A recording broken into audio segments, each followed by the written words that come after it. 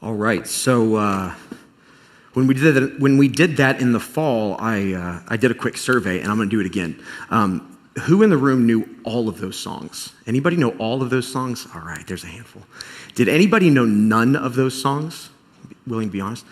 Man, you're welcome. Oh gosh, I was talking with Angela beforehand, and we grew up leading worship in the same era, and a lot of those songs were super popular. And I love the music that we play on Sundays so much on a regular basis. But man, there's something that feels very peaceful in my soul singing some of those old songs. And it's just, I don't know, that was as much fun as I've had playing music in a long time. So I appreciate you guys going on that little journey with us. We're not going to start doing that every week though, because I don't need to sing that much. Today we are in part 4 of this message series we've been in called This Family. And if you haven't been around, I'll get you caught up real quick. This series is all about, that's fun. Hold on a minute. Now that I'm looking at it, there it is. That's going to be a real problem for me. Might have to, because that's going to be a real problem for me. If you didn't know, I'm diagnosed severe ADHD, so that's my worst nightmare. What's happening now? What's that about? This is gonna be tough to get through today, folks. We're gonna get through it though.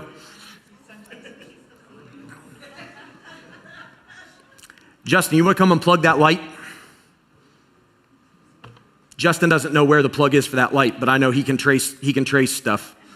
Hey, while they're doing that, I'm going to get us caught up because that's legit going to be a problem for me and probably for all of you too. But so we're in this series called This Family, and this series is all about talking about the kind of family we are becoming as a church family. In many ways, there we go. In many ways, that's going to look real weird on video now. The audio is going to be even better for this.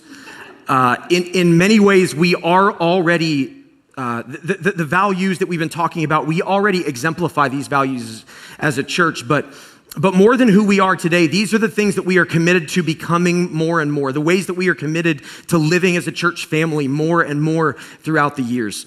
And so we've talked about things like how authenticity is our posture. We've talked about how health is our priority. We've talked about how responsibility is our calling. And these are all values, right? And each week I've talked about how values can feel kind of corporate. Values can feel, somewhat intangible. They can seem like maybe slogans on a wall, but they're not that. At their core, all values are the things that matter most to a person or a group of people. That's what a value is. The things that matter most. Now, in a lot of companies, in a lot of churches, they just kind of allow values to become whatever they are. The thing about values, though, is that values shape your behaviors, right? Whatever matters to you ends up changing what you do.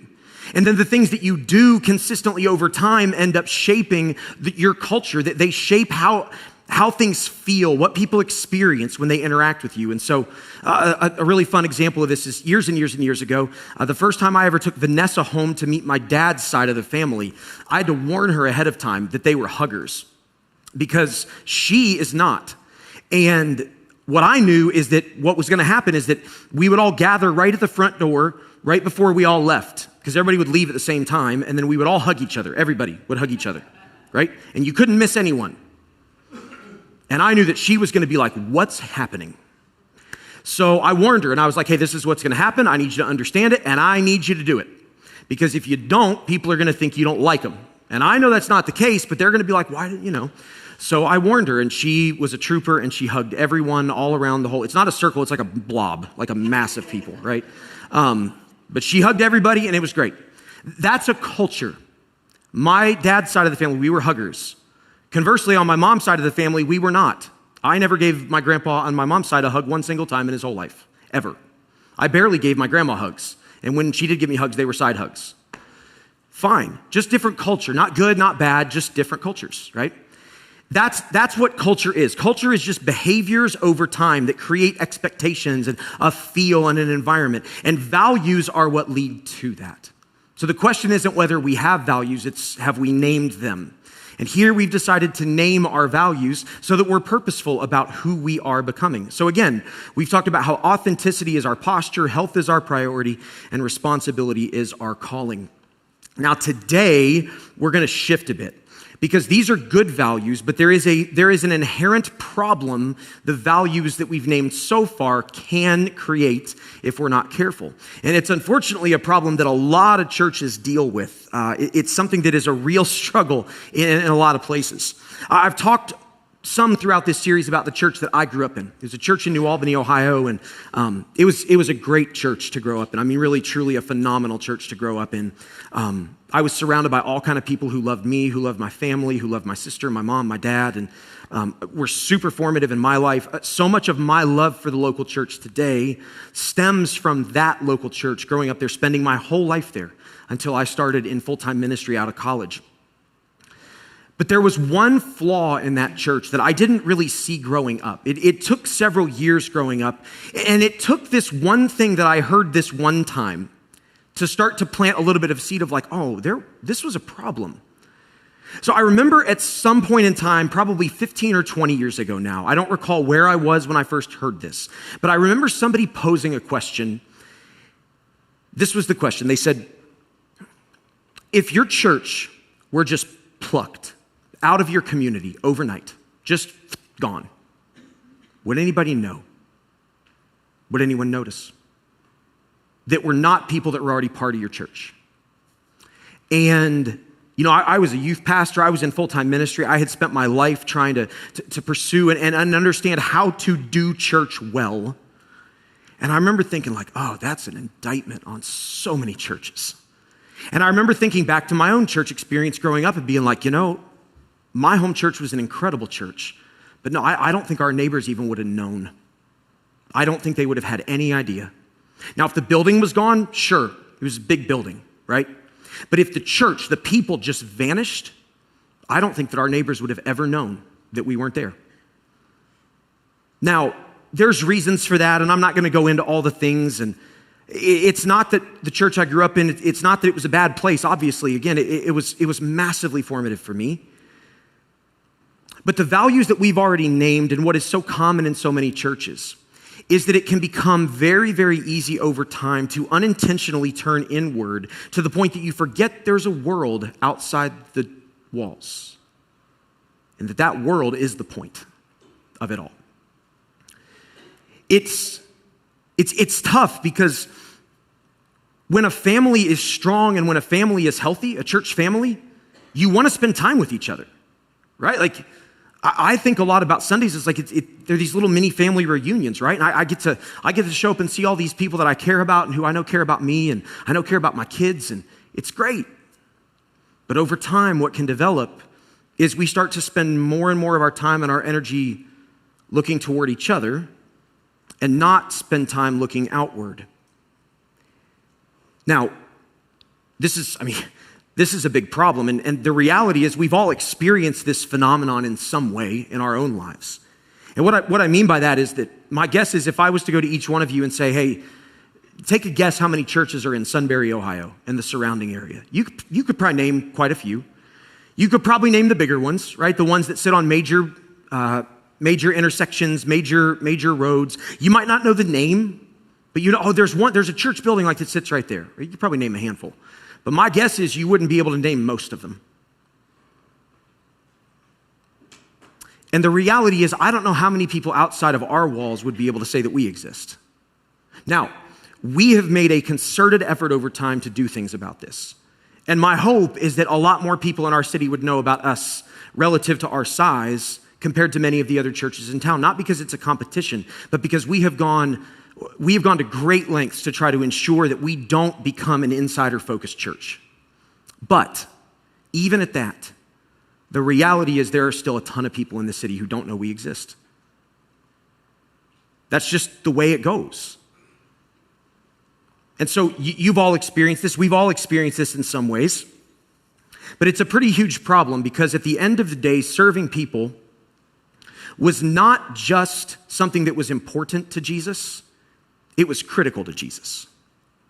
Now, we're going to take a look at a couple of passages today, one from Luke, a couple from Matthew.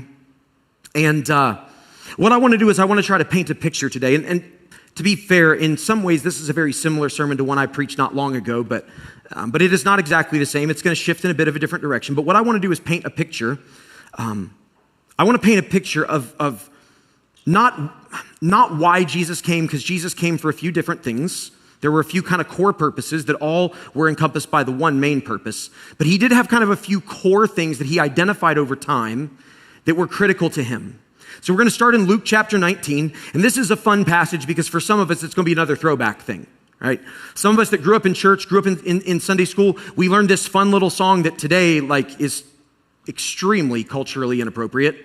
There's this guy named Zacchaeus who was a wee little man. And a wee little man was he.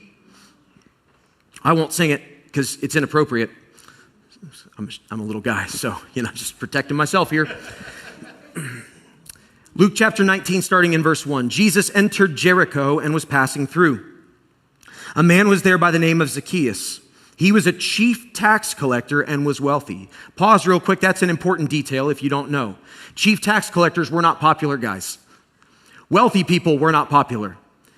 Chief tax collectors got wealthy by skimming money, by charging tax rates higher than what the tax rates were, and then skimming the money off the top. They would give Rome what Rome asked for, and then they would take the extra and pocket it. That's how Zacchaeus got wealthy. So we all love the IRS, right? How much more would you love the IRS if they were charging more for our taxes and the people that were in charge of the IRS were just skimming all that off of the top for them? All right? You can imagine how much you'd be thrilled with those folks. This is how people saw people like Zacchaeus. So, he was a chief tax collector. He was wealthy. He wanted to see who Jesus was, but because he was short, he was a wee little man. He could not see over the crowd. So he ran ahead and he climbed a sycamore fig tree to see him because Jesus was coming that way. And when Jesus reached the spot, he looked up and he said to him, Zacchaeus, you come down, for I'm going to your house today. Going to your house? Sorry. Zacchaeus, come down immediately. I must stay at your house today. So he came down at once and he welcomed him gladly. Now notice how the people respond. All the people saw this and they began to mutter, he's gone to the house of a sinner. Can you believe Jesus? You know what that guy's done? He's been taking our money. He's been stealing from us. He's the worst of the worst. And Jesus is going to his house? But Zacchaeus stood up and said to the Lord, look, Lord, here and now I give half of my possessions to the poor. And if I have cheated anybody out of anything, I will pay back 4 times that amount. And Jesus said to him, today salvation has come to this house because this man too is a son of Abraham. For the Son of Man came to seek and to save the lost. There's a few different places in the Bible where Jesus will identify a purpose that he had. He talks, I've talked many times here about how Jesus came and one of his purposes was that we would have abundant life, right? Well, here's another one. Jesus says the Son of Man, speaking of himself, he came to seek and to save the lost. See, for Jesus, going to Zacchaeus' house that day was a way to demonstrate to Zacchaeus that he mattered. It might seem a little bit, I don't know, it might seem a little bit silly, it might seem a little bit simplistic, but the truth is for Jesus to see Zacchaeus in that tree and to say to him, hey, come down, I must go to your house, when probably no one had wanted to go to Zacchaeus' house in some time because Zacchaeus would have been an outcast. I mean, he was wealthy, he was a prominent part of society, but he was not liked. He was not someone that people wanted to spend time with because of what he did and the way that he took advantage of people. And for Jesus, the King of Kings, the Lord of Lords, to see Zacchaeus in the tree and say, come down, I must go to your house. I mean, you can see what it did. Just that brought Zacchaeus to this place where he knew he had to change some things in his life. Jesus' mission to seek and to save the lost, well, he entered into that through serving people. That was what he did for Zacchaeus that day. He didn't just go to his house. Going to his house was a way of serving him right where he was. Say, oh, you don't Nobody wants to spend time with you. Nobody wants to be with you. I do. You matter to me. I see you. I'll spend time with you. It was a simple way of serving that changed Zacchaeus' life. See, Jesus didn't just come to serve people. It's kind of easy to talk about how Jesus came to serve people. But Jesus didn't just come to serve people. He came to rescue people. He came to save them. Service matters because it opens the door for that rescue. And this has huge implications for us, the church, because we now are his body on earth. So jump to Matthew chapter 5. This is a fairly well-known passage. In fact, I've shared with our team before. This church almost wasn't named City North Church. This church was almost named 514 Church until I found out there's a 514 church in New Albany. I was dead set on it. I was like, that's going to be our church name. And then I Googled 514 churches in America, and there's one in New Albany, Ohio. And I was like, they got it first by like 3 years. We were almost 514 Church because of this verse. Here's what Matthew chapter 5, verses 13 through 16 say. This is Jesus talking. He says, you are the salt of the earth. But if the salt loses its saltiness, how can it be made salty again? It is no longer good for anything except to be thrown out and trampled underfoot. And now here's verse 14. You are the light of the world. A town built on a hill cannot be hidden. Neither do people light a lamp and put it under a bowl. Instead, they put it on its stand and it gives light to everyone in the house. In the same way, let your light shine before others that they may see your good deeds and glorify your Father in heaven. See, it was crucial to Jesus that the disciples understood that one of their primary missions was to be light into darkness. That was one of their primary goals. They were supposed to be light into dark places because even 2,000 years ago, there was darkness in the world. Humanity has always had darkness. We're not more dark today because we're the same in our core. The church was always supposed to be light into the darkness. And the truth is, when we read this verse, probably if you've heard this verse preached, you've heard it preached from an individualistic perspective. And I've done that myself. There's a piece of that that's true, but the reality is Jesus wasn't speaking to one person in this moment. He was speaking to a group of people. And as is often the case in the New Testament, the yous are plural. It's more of a y'all if you're from the South.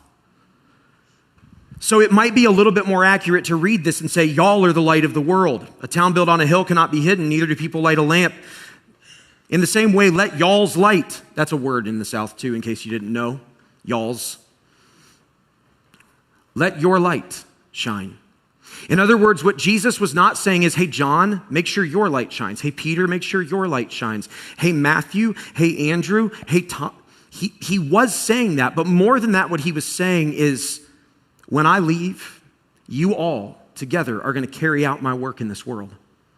And when you do, as a group, you got to make sure the world can see it. Let them see your good deeds. Let them see your light. And the reality is that this call, this mission, this job that Jesus gave the disciples to be salt, to be light, not to try to be salt, not to try to be light, but if you look at what he said you are salt, you are light. In other words, when we come to faith in Christ, that's already a part of who we are. It's already part of our identity.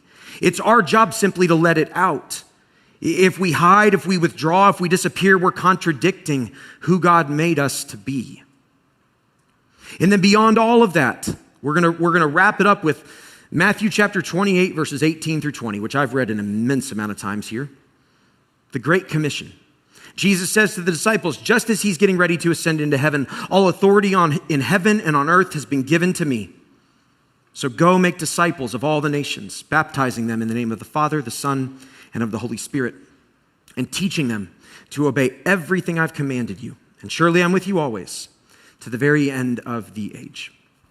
This was the pinnacle. This is everything Jesus was building toward with the disciples. It is the penultimate instruction. As a parent, I think I'm very forward focused. I think a lot about the future, and I think a lot about like, man, what am I going to say one day to my kids when they're getting ready to move out of the house? I don't know. I don't have it written down yet. But I know that I'm going to want it to be something meaningful. Right? I know that I'm going to want it to be something that they're able to reflect back on. At the same time, who knows? Maybe I'll just be sarcastic to lighten the mood. That's what my mom did. She said, "See ya, don't come home." And she kind of meant it. She mostly meant it at that stage of life. I don't know what I'll say, but I know that that moment will be meaningful. For Jesus in this moment, Jesus is a master teacher. He is part of the Trinity. He has always been. He's Alpha, Omega, beginning, end. He exists outside space, time, all these crazy things. Jesus didn't just flippantly toss words out here.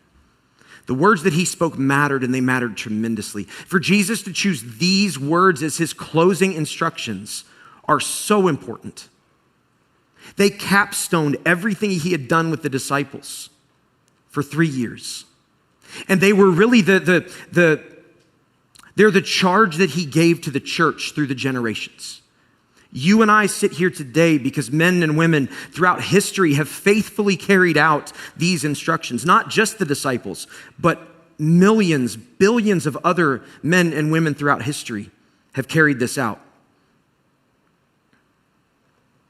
And all of this, Jesus saying that he came to seek and save the lost, and Jesus saying, put your lamp on a stand to give light to the whole house. Jesus saying, go make disciples of the nations. All these things have been at the very core of our church since the beginning. Years and years ago in 2019, we made the decision to start doing what at the time we called Fifth Sundays.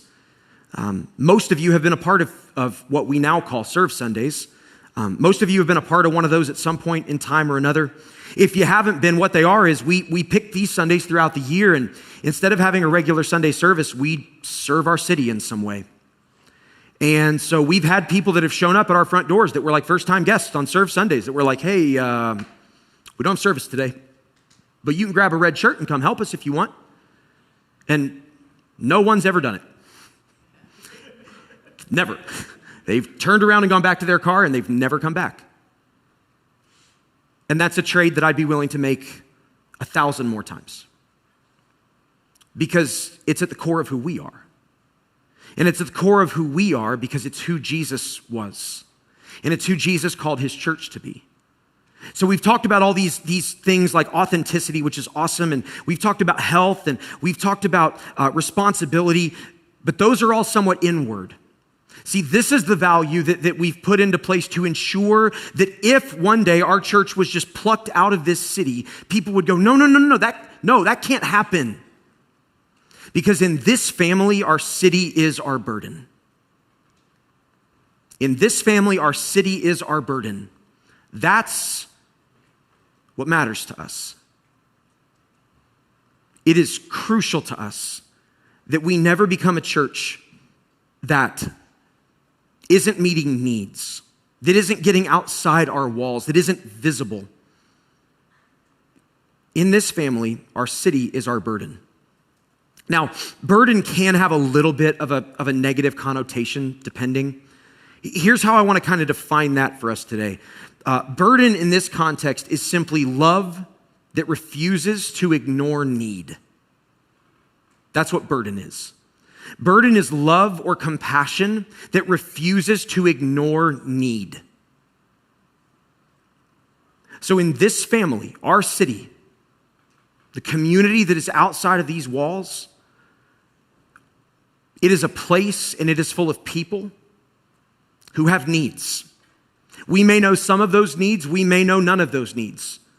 But we will do all we can to learn those needs and to meet those needs in a way that is still healthy and sustainable, because health is our priority. And so this looks practically like Fifth Sundays or Serve Sundays. That's something that has cost us. It has potentially cost us attenders. And I'm okay with that.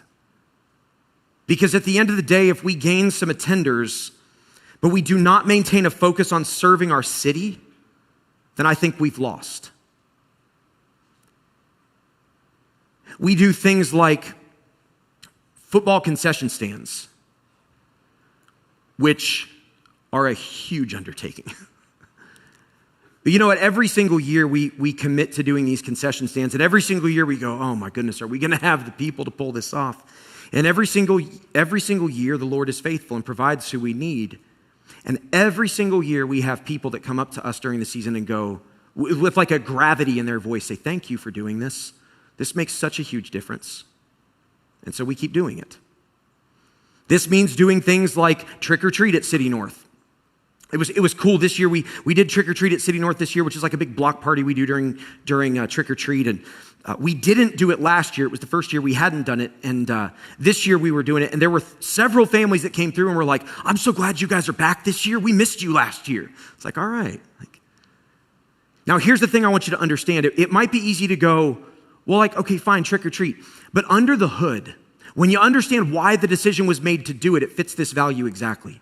See, we didn't just want to throw a block party. Like, that doesn't make a difference to anybody. What we started to talk about was, hey, for parents that are really busy, maybe parents that have families that have two parents that work during the day, and maybe you have a bunch of kids that want to come trick-or-treating. They're like rushing home after work, trying to get everybody out the door. They're getting costumes, making sure they got the buckets, making sure that all the stuff, right? And they're running out the door. Who knows if they've had time to eat? So, what if we had food? And we had restrooms available, and we just free parking, free restrooms, free food. And then what if it kind of expanded, and what if we did like some bounce houses, because once like 5-year-olds walk around for a little while getting candy, they get tired of it, right? And so what if we just had a way for kids to have fun? See, it's that event was never about trying to get people to come through our doors. It was about trying to meet some needs that maybe nobody had ever thought of. Busy families, busy parents who didn't have time to feed their kids. Well, we can make hot dogs. We got time to do that.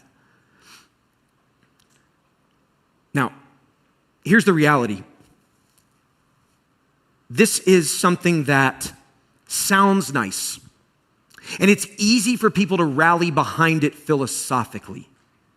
But there comes a point in time where a value like our city is our burden, it becomes costly for a church. I identified that in the way that I wrote this in our values doc. I'm going to read that to you. It says, we carry a moral and spiritual responsibility for the people and places around us. The needs of our city matter to God, and therefore they matter to us. This does not mean our primary focus shifts away from formation or health. Rather, a healthy formed church naturally bears the weight of what happens beyond its walls. Love that follows Jesus does not stop at personal benefit or internal comfort. Some forms of service are costly, difficult, and offer little visible return. We embrace them anyway, not because they are efficient, but because faithfulness often is not. This guards against an inward-facing church culture. This guards against making decisions based on convenience or return on investment. This guards against cutting costly service to our community because it's hard. And this guards against reducing discipleship to personal spirituality. The call to make disciples of the world is heavy. We do not avoid that weight. Rather, we carry it together. Again, I want to reiterate that although this is the first time that I've read something like that to our church, this has been at the very core of who we are since the beginning. It's why we've made so many of these kind of decisions over time. And we are committed to continuing to be a church that doesn't just become content with what we're doing right now to serve our city, but that is committed to continuing to learn and meet needs within the bounds of health. What we will not do is get to a place where we are doing so much that it's becoming unhealthy or that it's stretching us too thin. But what we will do is faithfully trust that if the Lord leads us to an opportunity, that He will provide what we need to seize that opportunity to serve people for Him. And ultimately, we believe that for many reasons, but one of them is found in Matthew chapter 9. So let me read that to you real quick. This is Matthew chapter 9, verses 35 through 38. Jesus went through all the towns and villages, teaching in their synagogues, proclaiming the good news of the kingdom, and healing every disease and sickness. He was serving people. And then it says, when he saw the crowds, he had compassion on them because they were harassed and helpless, like sheep without a shepherd. Then he said to his disciples, the harvest is plentiful, but the workers are few. So ask the Lord of the harvest, therefore, to send out workers into his harvest field. See, God's people have always carried responsibility for the harvest around them. We've always carried responsibility for the places that we're planted, the places we live, the places we work, the places that the Lord has positioned us physically in this world. We carry responsibility for that. It's not our job to save people. We don't have that power. It's not our job to convince people that Jesus is good. That's not really even in our power. It is our responsibility to let our light up on a stand, to spread light into dark places around us, individually, collectively, within our families, within our neighborhoods, within our workplaces. And as a church, we are committed to maintaining this. We've structured ourselves in such a way, we have a handful of kind of high-level teams, and each one of those has a team leader that sits on our day-to-day, what we call our directional team, which is one of our governing teams. And one of those teams we call our outreach team. That team is solely focused on initiatives outside our walls. At our highest level of leadership, we have an individual person who is focused on efforts beyond our walls. Because as soon as we remove somebody who has that focus from our upper level leadership, it'll be easy to drift into being inward focused. So we've positioned ourselves this way. We have made a hard commitment since the very beginning of our church that we will give away a minimum of 10% of our income.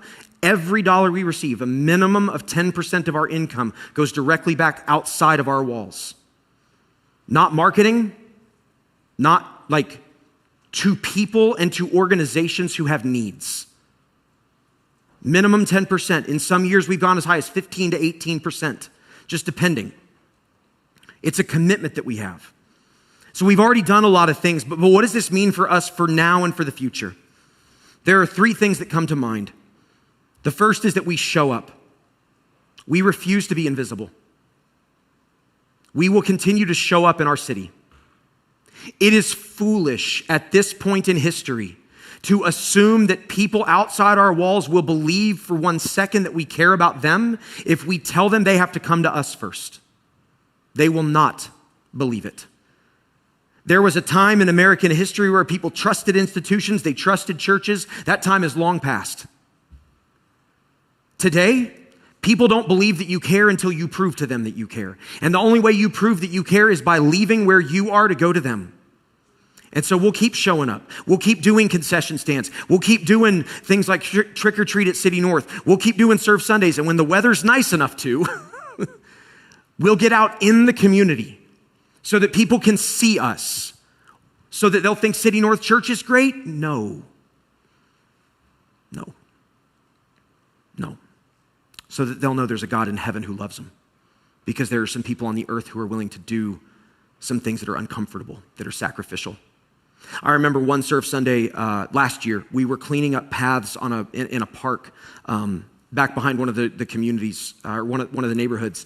And there was a lady who was jogging. She came jogging by.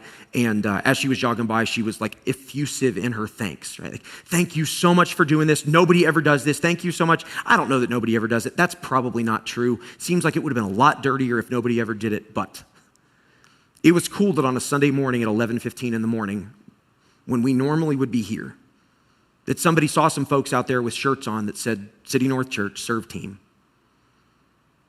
And she saw the hands and feet of Jesus at work in her community. She didn't just see a church building with a bunch of cars parked out front. She saw the hands and feet of Jesus out in our city. So we will continue to show up in all these ways through Serve Sundays, concessions, through Adopt a Family, through Bountiful Backpacks, through Trick or Treat. We will not wait for our city to come to us. We will go to them. We will continue to try to find needs and meet those needs. We will expand those things as we are able and as it is healthy. The second thing that comes to mind is we serve even when it's costly. So we show up and we serve even when it's costly. Some things we do will never produce results. And that's okay. We don't do them for the results. In fact, when we started doing concession stands years ago, we actually started with the goal of marketing our church. And we asked if we could just, with bags of popcorn, if we could staple an invite card on the bag of popcorn. And they were like, nope, we're not going to do that. You aren't allowed to do that. So if you want to serve at the concession stands, you can wear a t-shirt, but that's it. And we had to grapple with okay, what's the actual purpose here? Are we trying to meet a need, or are we trying to grow our church? And please don't misunderstand me. I want City North Church to grow. Because there are thousands, tens of thousands of people within 5 miles of where we are who do not know the Lord. And I want them to know the Lord.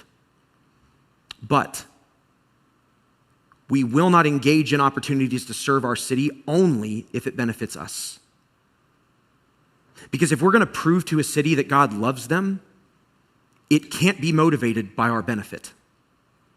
And so there are going to be times where we do things that we don't benefit from. There are going to be times where we do things that don't produce numbers. There are going to be times that we do things that don't look impressive. Something that we do that not a lot of people know about is for several years now, we have provided lunch for all of the teachers at Big Walnut High School one day during Teacher Appreciation Week. Let me tell you, that's not cheap. It's a lot of food. And we've done it several years in a row. We don't make a big deal of it. We've not said it. But the dollars that you all give to this church, that's one of the ways that it's been used the last few years.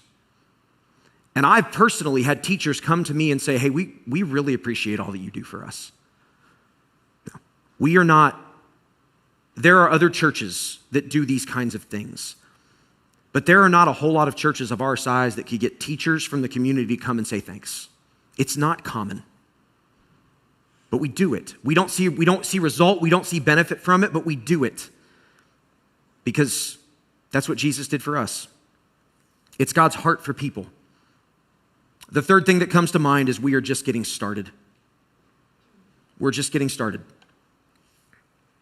I have so many dreams of what our efforts to serve our city might look like one day. I don't know how many of them will come to pass, but I have dreams upon dreams upon dreams. One of the things that I hope to have happen is I hope to one day see all of the churches in our city with a serving presence like we have. Many of them do already, but not all of them do. I want our church to be at the forefront of a move of God in this city where all of our churches are serving our city this way. Not because it's benefited us, but because it's just the heart of God for his people. I want to be at the forefront of that. I want to see us one day with a financial recovery ministry of some sort. Or small groups. I want to see us with addiction recovery, small groups at some point. I actually had somebody approach me just a couple of weeks ago and say that God's putting it on their heart to maybe lead addiction recovery here soon. That's on my Unity Board prayer thing over there. I have a heart to see a community center in this city one day where students can go after school, where they can have people that love them, that care for them, that protect them, that can have hard conversations with them. Man, I have so many dreams. Here's the thing. I don't know if any of those will ever happen. I have no idea. If this is what God has for our church, if this is going to be the size of our church, we'll never have the resources to do all of that. And that's okay. But regardless of whether or not all those things ever come to pass, the drive and the heart to be in our city, to be proving to our city that we matter, or that they matter, that God loves them, that will never shift. Because some of the dreams I know we can achieve. Like for instance, I hope that one day the mayor and the city council of Sunbury make us the first call when there are needs in the city that they can't fill. Now that'd be kind of crazy. Separation of church and state and all that kind of thing. If there's a need, I want our city government to know if they call City North Church, it's going to get done. That'd be pretty amazing, I think. I would like for our school district to call us if there are needs, just right away, to know, hey, if we call City North Church, they're going to show up. Why? Because we've proven it over time. And we've proven that we don't get involved if it benefits us. We get involved no matter what, because people matter. A few years back, there was a church that, a big church in Columbus that we found out wanted to start helping at concession stands like alongside us. And it was very weird because they aren't up here. And I know some people there, and so I dug a little bit, and I found out that they were thinking about planting a campus up here. And so we went back to the people who run the concession stand had asked us, like, hey, do you want to split this? And we went back, and I told them no, we didn't want to split it. And it might sound like a weird thing, but here's what I knew. I knew that the reason they wanted to do that was because of a way that it might benefit them. And I knew that if things didn't go the way they intended, they would pull out. And we had worked too long and too hard to cultivate relationships with our school district to say, we'll show up and we will not bail, to take that chance. And so we said, well, if they want to run the satellite concession stand, they can run that, but we want to maintain the main stand. And to be clear, this was not about territory.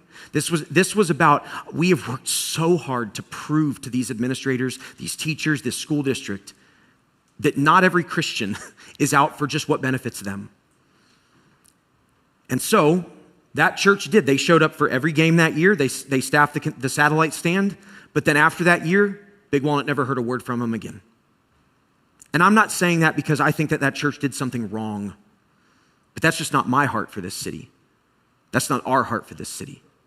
Our heart is that when we make a commitment, we show up. And when we make a commitment, we don't make it because of how it benefits us. We make it because it's God's heart for the world. So imagine if City North Church disappeared tomorrow. Not this building, but our church. We just gone. Would people know? I think some people would. I think there's actually a pretty good number of people in our city who would notice. And I think there's a pretty good number of people in our city who would say, no, that can't happen. No, we need them here. I certainly know that the people who run concession stands would say that. But there's still room for us to grow. There's still room for us to do more. Not to run ourselves ragged, not to burn ourselves out, not to step in ways that are going to be unhealthy and unsustainable for our church. But in 5 years, in 10 years, maybe, just maybe, if we keep going down this road, when we keep going down this road, maybe everyone in our city would say, no, that can't happen. No, they do too many good things. Maybe people who even don't believe that Christians are good people. Maybe, if we put our lamp high enough on the stand, maybe we could even get light into their lives. In this family, our city is our burden. In this family, our city is our burden. May we never be people who are focused on a building, on a property, on a service, on ourselves, while forgetting that we, as the body of Christ, are his hands and feet into the world. We are his light into the world, and that those thousands of people who need to know him outside our walls, he loves them with all of his heart, and he desperately wants them to come home. So our city is our burden because our Savior's heart is for our city, and so ours will be too. Let me pray for us today.